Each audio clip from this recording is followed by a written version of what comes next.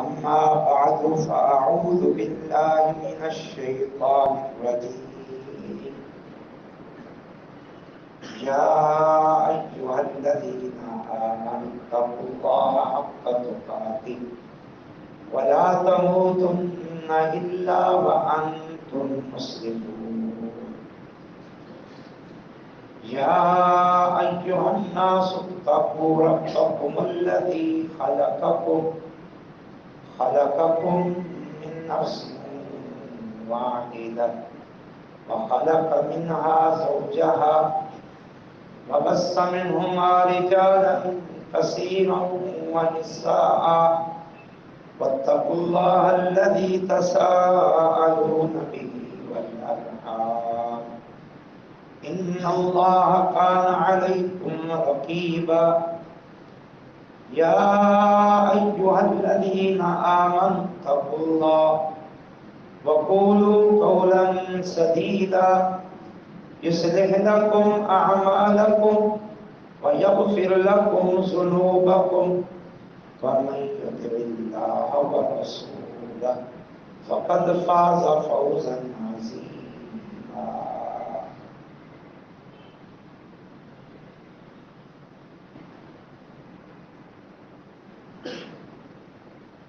تمام قسم کی تعریفات اللہ رب جلال کے لیے، جو اللہ اس پوری کائنات کا خالق، مالک اور رازق ہے. بے شمار بہت ہی زیادہ صلاۃ و سلام کا نزول ہو اللہ تعالیٰ کے آخری رسول جناب محمد رسول اللہ صلی اللہ علیہ وسلم کی ذات پر، جنہیں اللہ تعالیٰ نے انسانیت کے لیے ہادی اور رہنما بنا کر دے گا.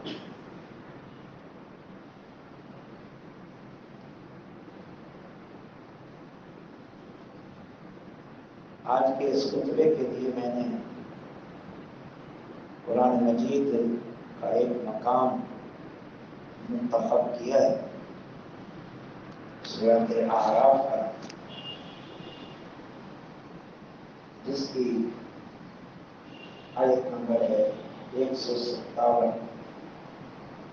اور ساتھ میں 158.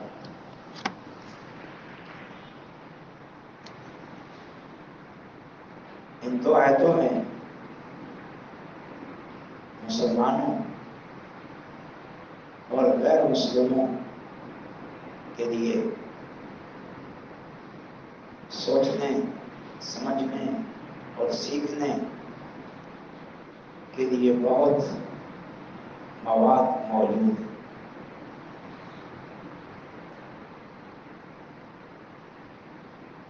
یہ بات مسلم ہے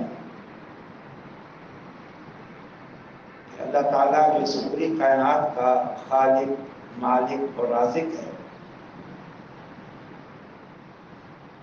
اس نے یہ پوری کائنات اور پھر اس میں انسانوں کو بسانا یہ بیکار نہیں بنایا. اللہ تعالیٰ کا ارشاد ہے افحسبتم انما خلقناکم عبثا وانکم الینا لا ترجعون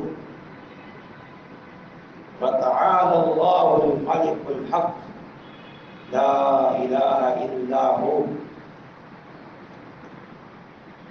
وهو رب العرش الكريم. اللہ تعالیٰ ارشاد فرما رہا ہے کہ انسانوں، کیا تم نے یہ سمجھ رکھا ہے کہ ہم نے تم انسانوں کو بیکار بنایا ہے اور تم ہمارے پاس نہیں لوٹائے جاؤ گے؟ یاد رکھو اللہ تعالیٰ اس بات سے پاک ہے کہ وہ کوئی عبث اور بیکار کام کرے. یاد رکھو وہ اللہ ایسی ذات ہے کہ وہ معبود بھی ہے، ایسا معبود ہے کہ اس کے ساتھ کوئی اور معبود نہیں.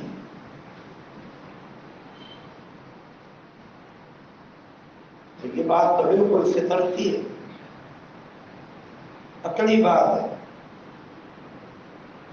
ایک تو اتنی بڑی دنیا اور اس میں پھر یہ انسانوں کا وجود، یہ سب بیکار نہیں. اور نمبر دو،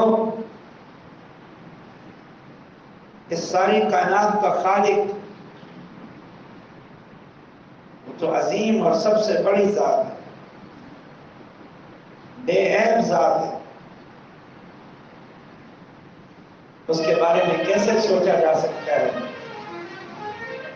کہ اس عظیم ذات نے اتنی بڑی کائنات عبث اور بیکار بنائی. اس لیے یہ ایک فطرتی اور عقلی نظریہ بھی ہے. اور پھر اللہ تعالیٰ نے اپنی کتابوں اور اپنے نبیوں کے ذریعے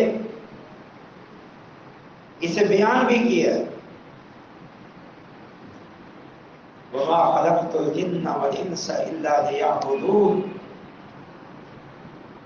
اللہ تعالیٰ فرماتا ہے کہ میں نے انسانوں اور جنوں کو اپنی بندگی اور عبادت کے لیے بنایا، جبکہ جو باقی کائنات ہے یہ انسانوں کے لیے بنائی گئی ہے. وَالَّذِي خَلَقَ لَكُم مَّا فِي الْأَرْضِ جَمِيعًا. اللہ نے یہ ساری کائنات انسانوں تمہارے لیے بنائی. آپ دیکھ رہے ہیں انسان فائدہ اٹھا رہے ہیں کہ نہیں اٹھا رہے؟ سورج کی روشنی سے، چاند کی روشنی سے، سورج اور چاند کا جو ایک ماہانہ سسٹم ہے اس سے حساب و کتاب کے معاملات کے ذریعے فائدہ اٹھا رہے ہیں. ستاروں سے رات کی تاریکی میں ان کی روشنی سے فائدہ اٹھاتے ہیں. دریاؤں اور سمندروں سے فائدہ اٹھا رہے ہیں. زمین اور زمین میں موجود پانی سے فائدہ اٹھا رہے ہیں. حجر و شجر سے فائدہ اٹھا رہے ہیں. زمین میں جو اگانے کی صلاحیت ہے اس سے فائدہ اٹھا رہے ہیں. زمین پر جو موجود درندے پرندے ہیں ان سے انسان فائدہ اٹھا رہا ہے. یہ بات ہے کہ نہیں؟ تو یہ نظام ایک ذات نے بنایا ہے. تو پھر اس انسانوں کو بسانے کا کیا مقصد ہے جن کے لیے اتنا کچھ اللہ نے کیا ہے؟ یقیناً پھر اس کا یہی مقصد ہے کہ یہ اپنے خالق، اپنے رازق، اپنے مالک جس نے یہ سب کچھ انسانوں کو دیا ہے اس کے آگے جھک جائیں، اس کے مطیع بن جائیں اور اس کے عبادت گزار بن جائیں. یہ ایک طبعی چیز ہے، فطرتی چیز ہے. اور عملاً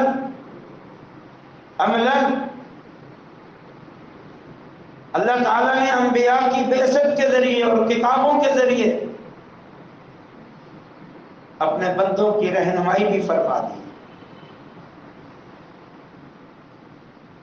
اللہ تعالیٰ نے اپنی بندگی اور اپنی اطاعت کے معاملے کو انسانوں کی عقلوں میں نہیں چھوڑا، بلکہ آسمانوں سے اللہ نے رہنمائی جاری فرمائی. پہلے انسان کو اللہ نے نبی بنا دیا اور پھر ادریس علیہ السلام کو بھیجا. پھر جب قوموں میں شرک آیا تو نوح علیہ السلام کو بھیجا. پھر چھوٹے چھوٹے انبیاء آتے رہے. پھر جب بگاڑ پڑ جاتا تھا تو مستقل رسول صاحب شریعت آتا تھا، اور جب بگاڑ بہت بڑھ گیا، بہت پھیل گیا، اور پھر اب قیامت کا آنا بھی قریب ہو گیا، تو اللہ تعالیٰ نے اپنے آخری رسول محمد الرسول اللہ صلی اللہ علیہ وسلم کو بھیجا، جن نے آ کر لوگوں کو بتایا کہ لوگوں تمہارا مقصد حیات اللہ کی عبادت ہے، لوگوں اس کائنات کا خالق مالک رازق اللہ ہے، اس کا حق ہے کہ اس کی بات مانی جائے، اس کا حق ہے کہ اس کی عبادت کی جائے۔ اپنی بات منوانے کے لیے، اپنی عبادت کے طریقے بتانے کے لیے اس نے مجھے شریعت دے کر بھیجا ہے، اور اس شریعت کی ایک عظیم کتاب قرآن مجید دے کے بھیجا ہے۔ اور پھر اللہ کے رسول صلی اللہ علیہ وسلم نے 23 سال میں یہ قرآن بیان کیا، اور اللہ تعالیٰ نے قرآن کے علاوہ جو احکامات اپنے پیغمبر کو دیے وہ سکھائے۔ یتلو علیہم آیاتہ ویزکیہم ویعلمہم الکتاب والحکمہ وإن كانوا من قبل لفی ضلال مبین۔ اللہ تعالیٰ نے فرمایا کہ لوگ خود ہی گمراہی میں تھے، بھٹکے ہوئے۔ اس سے بڑی گمراہی کیا ہے کہ انسان کو اپنے خالق کو پہچان، اس سے بڑی گمراہی کیا ہے کہ انسان کو اپنے مقصد تخلیق کا علم نہ ہو، اس سے بڑی گمراہی کیا ہے کہ وہ اپنے خالق اور مالک کا حق کی عبادت اور حق کی اطاعت مخلوق کو دے دے۔ اس سے بڑی گمراہی کیا ہے کہ انسان اپنے خالق و مالک کی تعلیمات کو چھوڑ کے اپنی خواہشات نفس کی پیروی کرے۔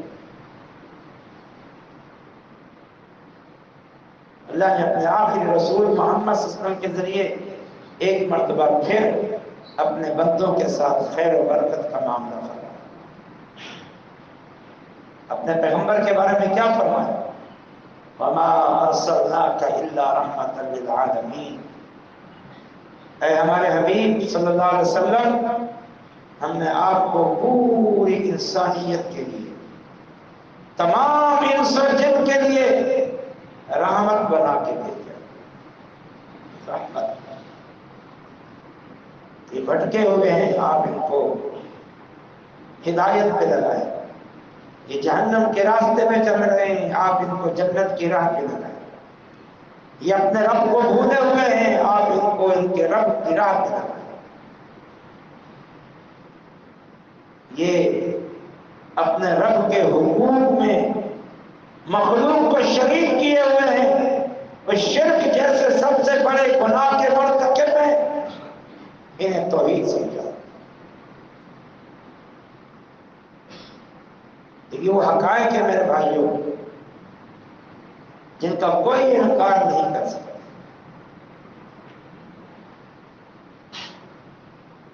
اب آئیے ہم جائزہ لیں کہ ہم کہاں کھڑے ہیں۔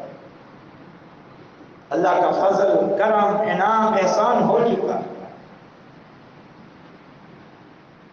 آخری نبی محمد صلی اللہ علیہ وسلم پوری انسانیت کے رہنما بن کر آ چکے، آسمانی وحی قرآن کی صورت میں آ چکی، آسمانی پیغام رسول اللہ صلی اللہ علیہ وسلم کی تعلیمات کی روشنی میں آ چکا،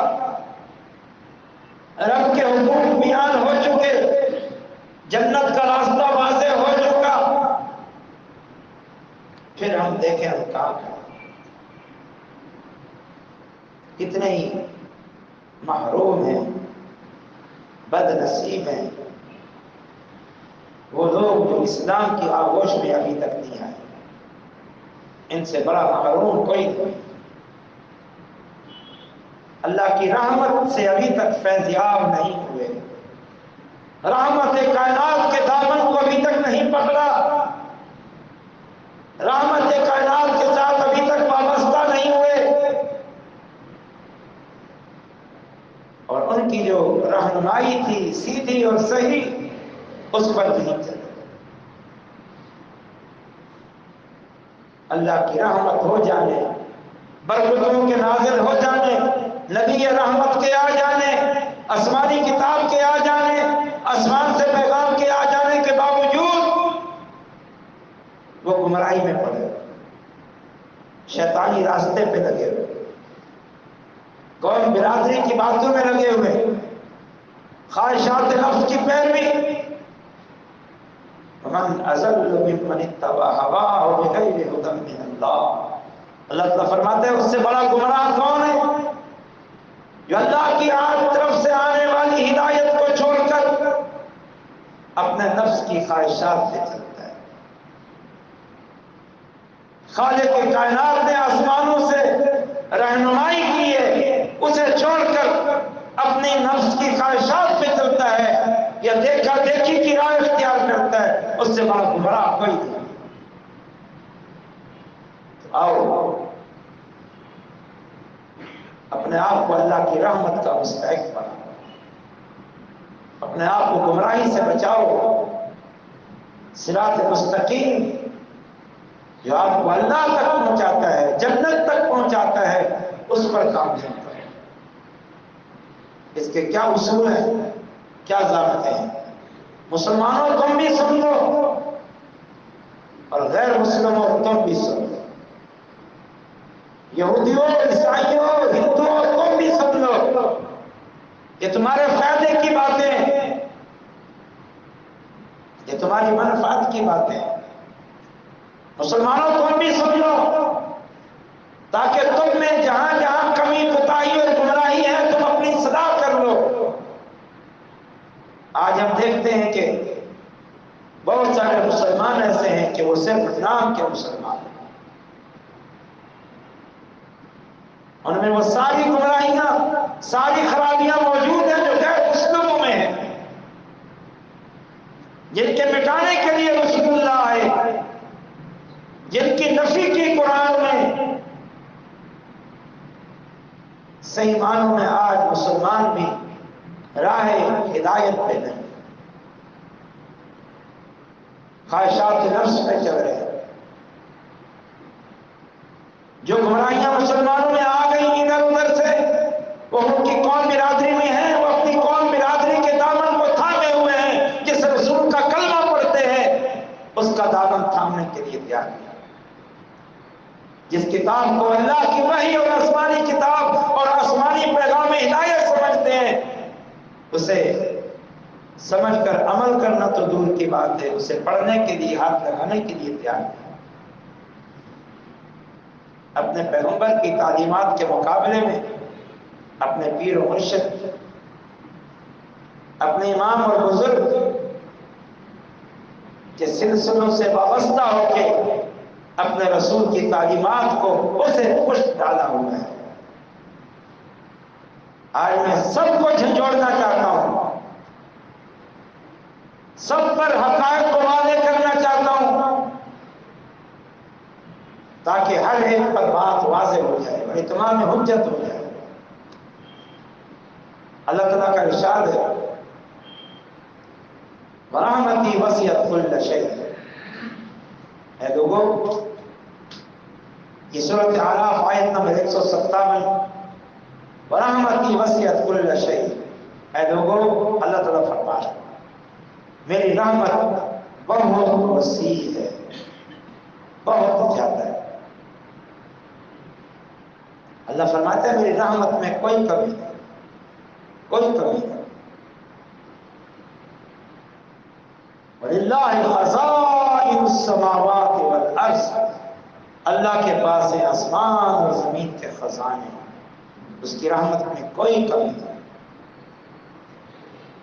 نبی صلی اللہ علیہ وسلم نے مثال دے کر سمجھایا، اللہ تعالیٰ کی رحمت کے سمجھو، اللہ کی ذات سمجھانے کے لیے کہا گیا، سمجھو کہ اللہ کی رحمت کے 100 حصے اگر کر دیے جائیں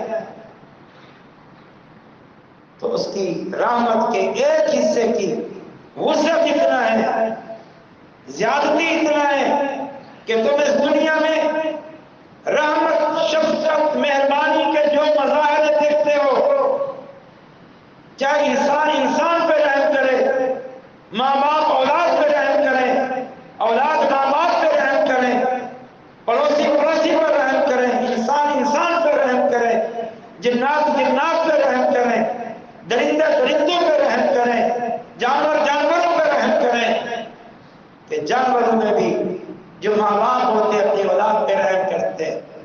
یہ اس کائنات میں، یہ انسانوں اور جانوروں میں جو بھی رحمت کے مظاہر ہیں، یہ دیکھ رہے ہو، کب سے یہ سلسلہ جاری ہے اور کب سے جاری رہے گا، یہ سب اللہ کی رحمت کے 100 حصوں میں سے ایک حصے کا مظاہر ہے۔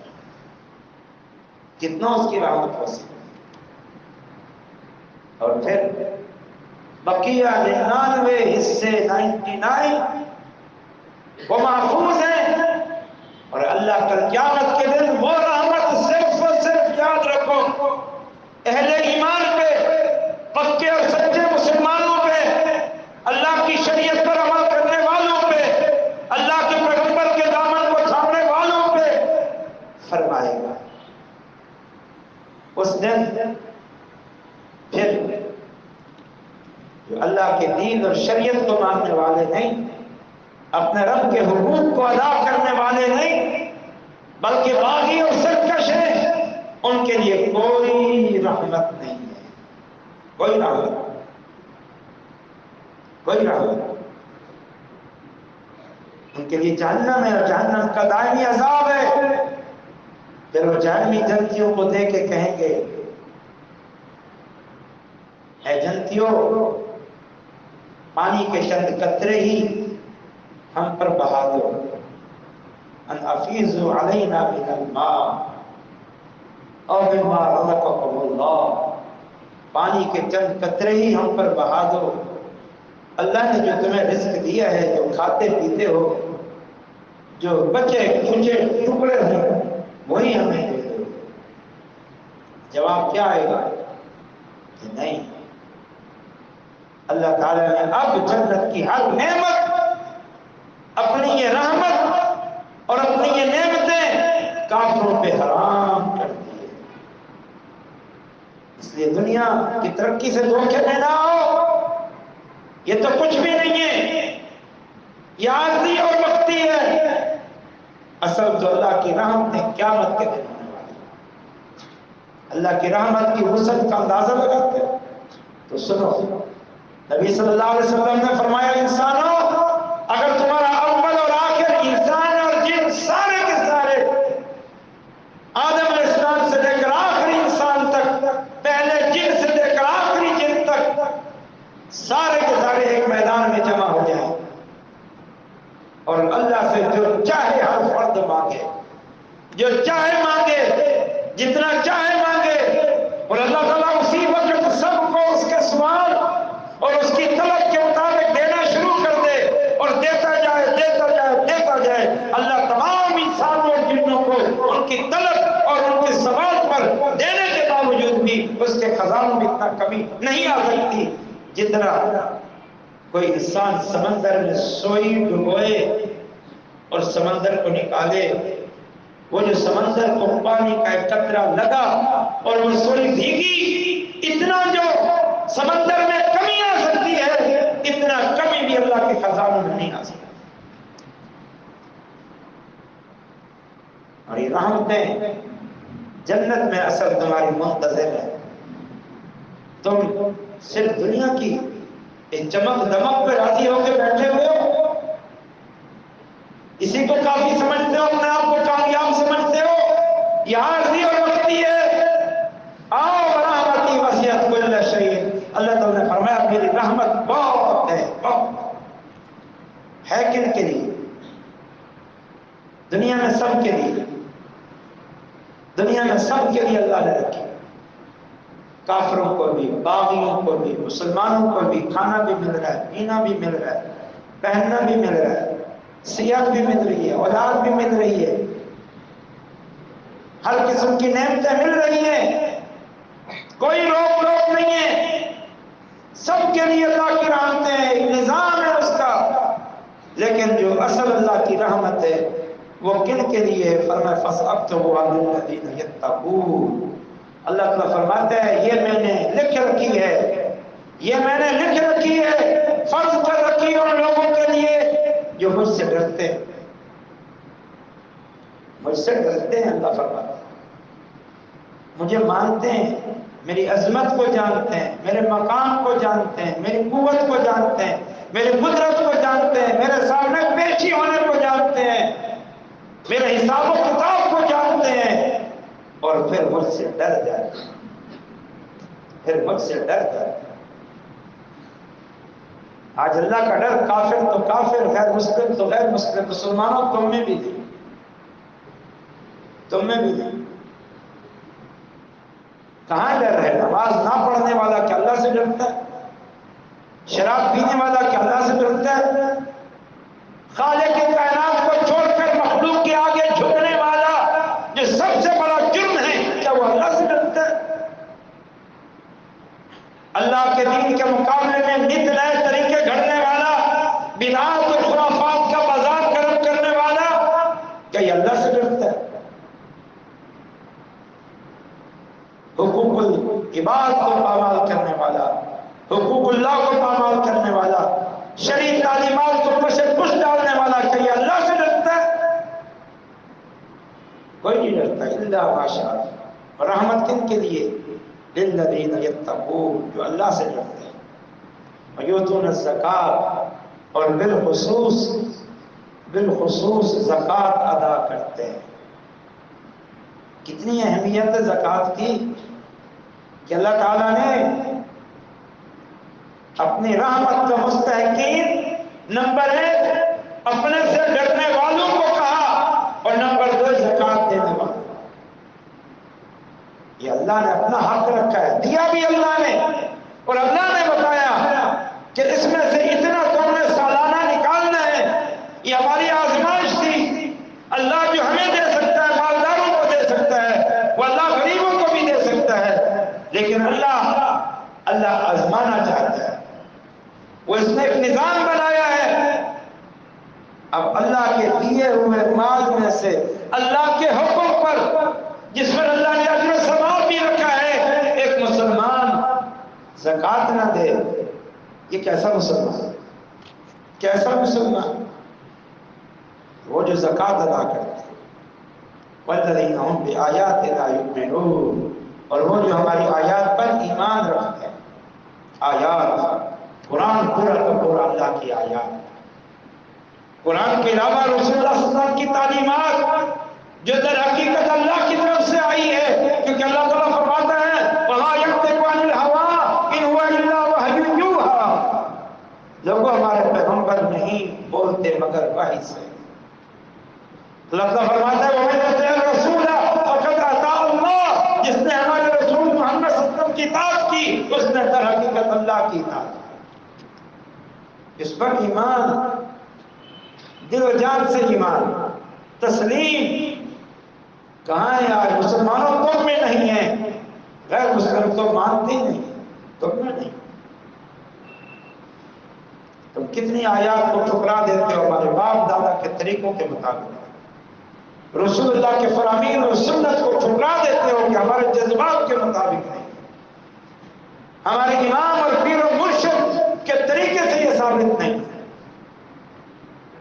مسلمانوں اس پہلو سے دیکھیں تو تم سے بڑا ظالم اور نالائق اور بدبخت بد نصیب کوئی نہیں ہے جو رسول اللہ کے مقابلے میں جو ہادی اور رہنما بن کر آئے تھے، اپنی برادری کو پیش کرتے ہو، اپنے امام کو پیش کرتے ہو، اپنے مرشد کو پیش کرتے ہو۔ ظالموں تمہیں شرم نہیں آتی؟ اللہ کا ڈر نہیں ہے تمہیں؟ کلمہ پڑھتے ہو لا الہ الا اللہ، اور درگاہوں پہ حجر و شجر کے آگے جھکتے ہو، کلمہ پڑھتے ہو محمد الرسول اللہ، اور دین تم نے ذاتی پسند اور ناپسند کو بنایا ہوا ہے، قوم برادری کی باتوں کو بنایا ہوا ہے، رسومات اور رواجات کو بنایا ہوا ہے، آئے روز خود ساختہ طریقے کھڑتے ہو اور اسے دین بناتے ہو، اور کہتے ہو اللہ ہم پہ رحم کرے۔ اللہ نے بتا دیا ورحمتی وسعت کل شیء فسأکتبها للذین یتقون، اللہ سے ڈرنے والے وَيُؤْتُونَ الزَّكَاةَ، زکات دینے والے، وَالَّذِينَ هُمْ بِآيَاتِنَا يُؤْمِنُونَ، ہماری آیتوں پر ایمان لانے والے۔ آگے سنیں، آگے کچھ اور اہم ترین بات کہی جا رہی ہے، اور اس میں مخاطب مسلمانوں کے ساتھ غیر مسلم، اور غیر مسلم بھی وہ جو یہودی اور عیسائی ہیں۔ وہ یہودی اور عیسائی جو جب ان کے سامنے یہ اللہ کے آخری نبی محمد صلی اللہ علیہ وسلم کی دعوت پیش کی جاتی ہے، آسمان سے اتری ہدایت قرآن پیش کیا جاتا ہے اور شریعت محمدی پیش کی جاتی ہے، تو کہتے ہیں ہم بھی تو ایک نبی کے ماننے والے ہیں، ہم بھی تو ایک رسول کے ماننے والے ہیں، ہم بھی تو آسمانی کتاب کو ماننے والے ہیں۔ اگر تمہارا دین صحیح سلامت تھا، تمہارے نبی کی تعلیم محفوظ تھی، تم شرک اور بدعت سے پاک تھے، شریعت کی تم نے حفاظت کی ہوئی تھی، تو پھر اللہ کو آخری رسول بھیجنے کی ضرورت ہی کیا تھی؟ پھر محمد الرسول اللہ کو بھیجنے کی کیا ضرورت تھی؟ پھر آسمان سے نئے سرے سے وحی، دین اور شریعت بھیجنے کی کیا ضرورت تھی؟ ظالموں، تم نے انجیل کو تبدیل کر کے رکھ دیا، تورات کو تبدیل کر کے رکھ دیا، تم نے اپنے پیغمبر موسیٰ اور عیسیٰ علیہ السلام کی شریعت کو، طریقے کو، دین کو مسخ کر کے رکھ دیا۔ تم کس منہ سے کہتے ہو ہمارے پاس شریعت ہے؟ تم نے تو شریعت کو بیچ کھایا دنیا کی چند سکوں کی خاطر۔ یحرفون الکلم عن مواضعہ، تبھی تو اللہ نے ایک مرتبہ پھر تم پر بھی اور پوری انسانیت پر بھی رحم کرتے ہوئے محمد الرسول اللہ کو وما ارسلناک الا رحمۃ للعالمین بنا کے بھیجا۔ اب ان کو سمجھایا جا رہا ہے، کیا سمجھایا جا رہا ہے؟ الذین یتبعون الرسول النبی الأمی، یہ رحمت کن کے لیے ہے؟ یہ جنت کن کے لیے ہے؟ مسلمانوں تم بھی سنو، غیر مسلموں تم بھی سنو، تمہیں بھی سب کو اللہ کی رحمت کی محتاجی ہے، دنیا میں بھی، آخرت میں تو ہے ہی ہے، دائمی زندگی ہے، سب محتاج ہو۔ تو میرا سنو، یہ رحمت کے مستحق کون ہے؟ اب سب سے بڑی خوبی، سب سے بڑی علامت اور سب سے بڑی صفت بیان کی جا رہی ہے، اس رحمت کے مستحق کون ہے؟ فرمایا الذین یتبعون الرسول النبی الأمی، وہ لوگ جو اتباع اور پیروی کرتے ہیں اللہ کے آخری رسول محمد صلی اللہ علیہ وسلم کی، جن کی نبوت اور رسالت کی دلیلوں میں سے ایک عظیم ترین دلیل یہ ہے کہ وہ نبی امی ہیں، نبی امی ہیں، یہ ان کی نبوت کی دلیل ہے۔ اور اس میں عام لفظوں میں اس کا معنی کرتے ہیں ان پڑھ، اس کا مفہوم وہ نہیں ہے جو ہم کسی کو ان پڑھ کہتے ہیں، صرف اس کا لفظی معنی یہی ہے ان پڑھ۔ ہم عام طور پر ان پڑھ جاہل کو کہتے ہیں، لیکن یہ ان پڑھ جاہل کے معنی میں نہیں ہے، یہ ان پڑھ صرف اس معنی میں ہے کہ کسی استاد کے سامنے زانو تلمذ نہیں کیا، کسی استاد کے سامنے ایک لمحے کے لیے بھی نہیں بیٹھے، نہ ہاتھ سے لکھنا جانتے تھے، نہ لکھے ہوئے کو پڑھنا جانتے تھے، لیکن حالت یہ تھی قرآن جیسی عظیم کتاب پیش کی جو جیتا جاگتا مسلمانوں کا معجزہ ہے، جس کے بارے میں اللہ تعالیٰ نے فرمایا کہ آؤ اس قرآن جیسی کتاب لاؤ، اگر قرآن جیسے نہیں آ جا سکتے اس کی سورت جیسی سورت لاؤ، سورت جیسے نہیں آ سکتے 10 آیتیں لے آؤ، 10 آیتیں نہیں آ سکتے ایک آیت لے کر۔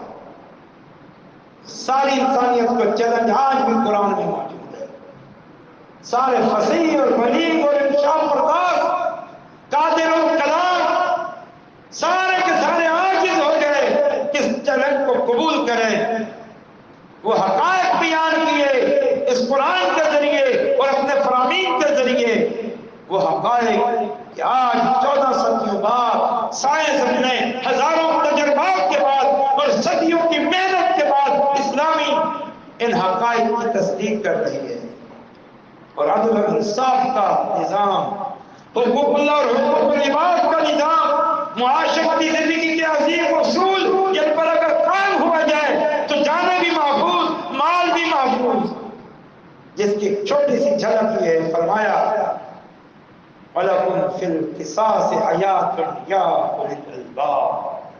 عقل مندو، اگر تم اپنی دنیا کی زندگی کو جنت نظیر بنانا چاہتے ہو، پرسکون بنانا چاہتے ہو، جس میں جان محفوظ ہو، مال محفوظ ہو، عزت محفوظ ہو، تو اس کا ایک چھوٹا سا ادنا سا طریقہ یہ ہے، نظام قصاص قائم کر دو۔ نظام قصاص، ظالم کو پکڑو، اسے ظلم کی سزا دو، جیسا اس نے کسی پر ظلم کیا ہے سب کے سامنے اس کو ویسی وہی سزا دو۔ یہ نظام قائم کر دو۔ چوروں کے ہاتھ کاٹو، زانی شادی شدہ ہے تو سنسار کرو، غیر شادی شدہ ہے تو 100 کوڑے مارو، جو کسی پر جھوٹا زنا کا الزام لگائے اس کو 80 کوڑے مارو، جو کسی کو قتل کرے اسے قتل کر دو، کسی کا ہاتھ کاٹے اس کا ہاتھ کاٹ دو۔ یہ نظام حدود اور قصاص قائم کر دو، تمہارا پورا معاشرہ امن کا گہوارہ بن جائے۔ ایک جملے میں پوری انسانیت کو امن کا پیغام دے دیا ہے۔ یہ ہے رسول صلی اللہ علیہ وسلم، جو لکھنا نہیں جانتے تھے، لکھا ہوا پڑھنا نہیں جانتے تھے، کسی استاد کے سامنے دو زانو تلفظ نہیں ہوئے، لیکن جو علم پیش کیا وہ عظیم الشان تھا۔ یہ ہمارے نبی کی نبوت کے دلائل میں سے ہے۔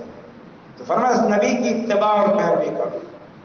اللہ کی رحمت کے مستحق کون ہے؟ جو اس نبی کے پیروکار ہے، پیروکار بنو۔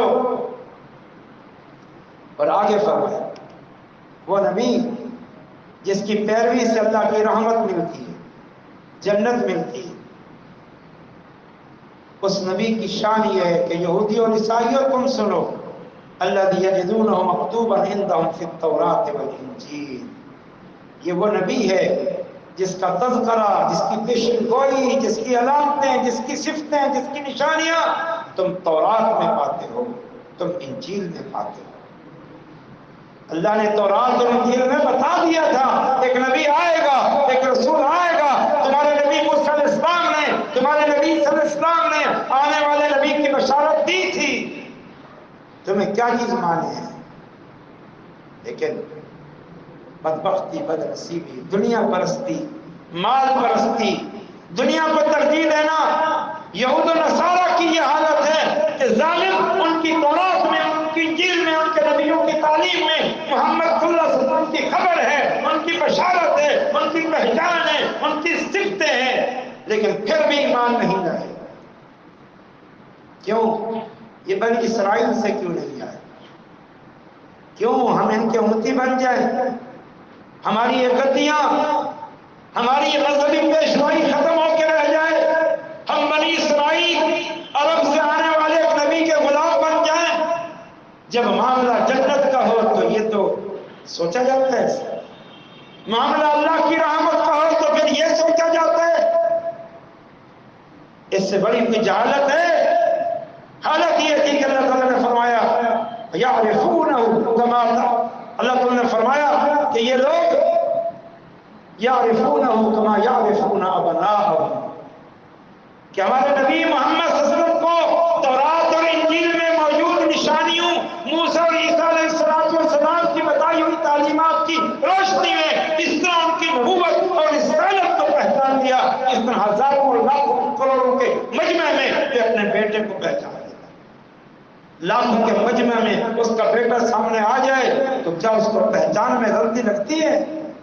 اس طرح انہوں نے محمد صلی اللہ علیہ وسلم کی نبوت اور رسالت کو پہچانا، لیکن صرف دنیا پرستی، مال پرستی، عہدہ پرستی، یہ آڑے آ گئے، یہ آڑے آ گئے۔ اس سے بڑی تو بے وقوفی ہے دنیا کی چند روزہ زندگی اور یہ فانی اور ختم ہونے والی نعمتیں اور مال و دولت، اس کی خاطر اللہ کی رحمت کو ٹھکرا دیا، اس کی خاطر جنت کو ٹھکرا دیا، اس کی خاطر اللہ کے نبی صلی اللہ علیہ وسلم سے منہ موڑ دیا، بلکہ ان کے خلاف اٹھ کھڑے ہوئے، ان کے خلاف لڑائیاں کی اور ان کے قتل کے منصوبے بنائے۔ یہود و نصارہ کی یہ حال ہے۔ ہم دیگر قومیں، ان کا کیا پتہ، جن کے لیے تو اور زیادہ ایک دشوار تھا پہچاننا. لیکن بات یہ ہے کہ ان کی علامتیں، ان کی نشانیاں اس وقت سے آج تک چلی آ رہی ہے. یہ قرآن، یہ معجزہ خالدہ ہے، آج بھی موجود ہے، جو محمد صلی اللہ علیہ وسلم کی نبوت کی صداقت پر دلالت کرتا ہے. تو پھر آؤ یہودیوں، عیسائیوں، تم پر بھی اور دیگر غیر مسلموں تم پر بھی ہمارے نبی کی اتباع کے بغیر جنت کا داخلہ نہیں ہے، رحمت کا داخلہ نہیں ہے. اور مسلمانوں، تمہارا صرف ایمان لانا کافی نہیں ہے، کلمہ پڑھنا کافی نہیں ہے. تم پر بھی اس وقت تک اللہ کی رحمت نہیں ہو سکتی، جنت نہیں مل سکتی، جب تک کہ تم بھی صحیح معنوں میں ہمارے نبی کی اتباع کرو.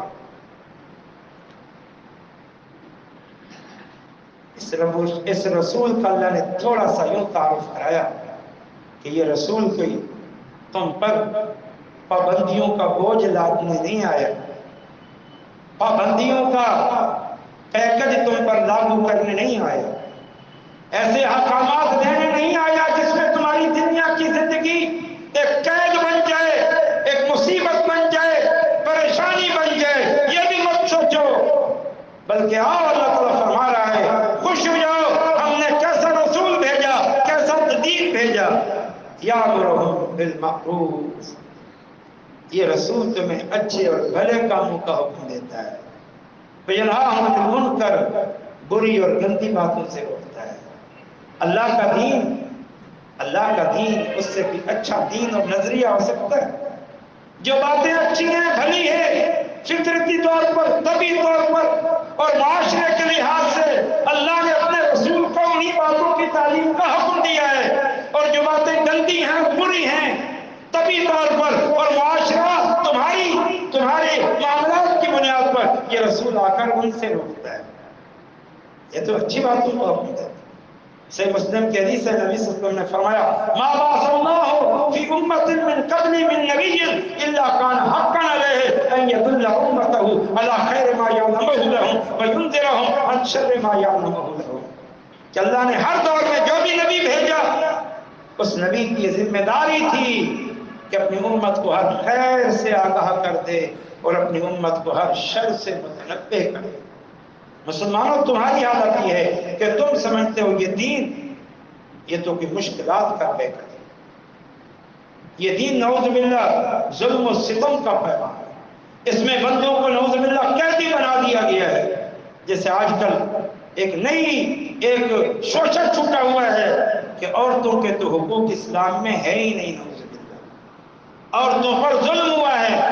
غیر مسلم بھی پہلے یہی بکواس کرتے تھے اور آج مسلمان بھی ان کے اعلی کار بن کر، ان کی سازشوں کا شکار ہو کر کھلے عام کہتے ہیں کہ اسلام میں عورتوں کے لیے کچھ نہیں ہے، عورتوں پر ظلم و ستم ہے. والعیاذ باللہ. اللہ فرما رہا جل شانہ یامرہم بالمعروف، معروف اور بھلی باتوں کا حکم دیتا ہے، وینہاہم عن المنکر، بری اور گندی باتوں سے روکتا ہے.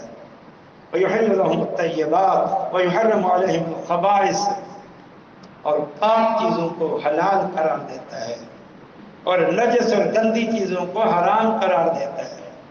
یہ نہیں ہے کہ لوگوں کی جو فائدے اور پسند کی چیزیں تھیں ان کو حرام کر کے لوگوں کے لیے مشکلات پیدا کر دی، اور لوگوں کے لیے جو گندی اور نقصان دہ چیزیں تھیں ان کو حلال کر کے لوگوں کو مصیبت میں ڈال دیا. اللہ کے بارے میں ایسی بدگمانی نہ کرو. جو رسول جو رحمت بن کر آیا ہے اس کے بارے میں ایسی بدگمانی نہ کرو، بلکہ اللہ نے اپنے رسول کے ذریعے جو پاک اور عمدہ چیزیں تھیں ان کو حلال قرار دلا دیا، جو گندی اور نقصان دہ چیزیں تھیں ان کو حرام قرار دے دیا. تم کہاں تحقیق کرتے رہتے، کہاں ریسرچ کرتے رہتے، کہاں تم تجربات کرتے رہتے، کون سی پاک ہے کون سی ناپاک ہے، کس کے کھانے میں فائدہ ہے کس کے کھانے میں نقصان ہے. اللہ فرماتا ہے میں نے اپنی رحمت کا مظاہرہ کرتے ہوئے اپنے نبی رحمت کے ذریعے میں نے خود ہی پاک چیزوں کو حلال قرار دے دیا، ناپاک چیزوں کو حرام قرار دے دیا، اچھی چیزوں کو حلال قرار دے دیا، بری اور گندی چیزوں کو حرام قرار دے دیا. کتنا دین کی برکت ہے. ہمیں معروف بھی معلوم ہو گیا، منکر بھی معلوم ہو گیا، پاک بھی معلوم ہو گیا، پلید بھی معلوم ہو گیا. یہ دین کی برکتیں ہیں. اس دین کو بوجھ نہ سمجھو مسلمانوں، تم بھی نہ سمجھو، اور غیر مسلموں آؤ تم بھی اگر بھلے اور معروف طریقے پہ چلنا چاہتے ہو बुरे और गंदे तरीके से बचना चाहते हो, पाक और उम्दा चीजों को अपने लिए तुम जायज करना चाहते हो, गंदी और पलीद और नुकसानदेह चीजों से बचना चाहते हो, और इस्लाम के दामन में आ जाओ, शरीयत मुहम्मदी के दामन में आओ। अल्लाह ने रहमत कायनात बना के अपने नबी मोहम्मद सल्लल्लाहु अलैहि वसल्लम को भेजा है। और तीसरी बात ये बयान फरमाई, और हमारे नबी मोहम्मद सल्लल्लाहु अलैहि वसल्लम लोगों पर से बोझ और तोक हटा देते हैं। बोझ और तोक हटाने के लिए आए हैं। वो बोझ और तोक जो पहली उम्मतों पर पड़े हुए थे, कुछ इनकी रसूमात और रिवाजात को रिवाज देने की वजह से, कुछ इनकी गलतियों की बताओ सजा की अल्लाह की तरफ से इन पर जो सख्तियां थी, अब ये आखिरी नबी आकर इन सारी साख्ता सख्तियों को, इनकी खुद साख्ता सख्तियों को, ये अल्लाह की तरफ से अज़ाब की सूरत में शक्तियां आई थी, उन सब को अल्लाह अपने रसूल के जरिए खत्म कर। दो मिसालें देता हूं बिल्कुल छोटी सी। साबिक़ा शरीयतों में अल्लाह ताला ने लोगों की गलतियों और कोताहियों की सजा के तौर पर यह रखा था कि जान के बदले सिर्फ जान है। जो किसी को कत्ल करेगा साबित हो गया तो उस कातिल को हर हाल में कत्ल की सजा मिलेगी और कोई सूरत नहीं है। शरीयत मुहम्मदी में अल्लाह ने क्या कर दिया, क्या आसानी कर दी। ठीक है, कातिल उसको किसास में कत्ल भी कर सकता है, अगर चाहे तो माफ भी कर सकता है, चाहे तो दियत भी दे सकता है। ये दो रुख्सतें दे दी जो पहले नहीं थी। इसी तरीके से अगर लिबास को गंदगी लग जाती, कोई गंदगी लग जाती, तो उस कपड़े के उस हिस्से को काट फेंकना जरूरी था, चाहे पूरा लिबास ही जाया हो जाए। लेकिन शरीयत मुहम्मदी में क्या आसानियां हो गई। ये आसानियां हो गई कि पानी से धो डालो, कपड़ा पाक हो गया। पहले जो नमाज के लिए मुतय्यन जगह थी वही नमाज पढ़ना जरूरी थी। अब अगर नमाज का टाइम हो जाए, पाक जमीन के किसी हिस्से पे भी तुम वो नमाज पढ़ सकते हो। पहले वुजू के लिए पानी से वुजू जरूरी था, हर हाल में पानी हासिल करो, जितना दूर जा सकते हो, जहां से ला सकते हो, थोड़ा है या ज्यादा है। अब शरीयत मुहम्मदी में यह है, पानी नहीं है, बीमार हो तो तयम्मुम करो। ये यदवानहुम इसरहुम वल अगलाल अल्लती कानत अलैहिम। आओ इस दीन में, ये दीन बड़ा ही बाबरकत है, रहमतों का पैकेज है और बड़ा ही आसान और सहल जो है ना कि वो दीन है। अब इस पूरी आयत का आखिरी टुकड़ा सुने और बात को खत्म करता हूं। ये तो कुछ अवसाफ बताए कि तकवा,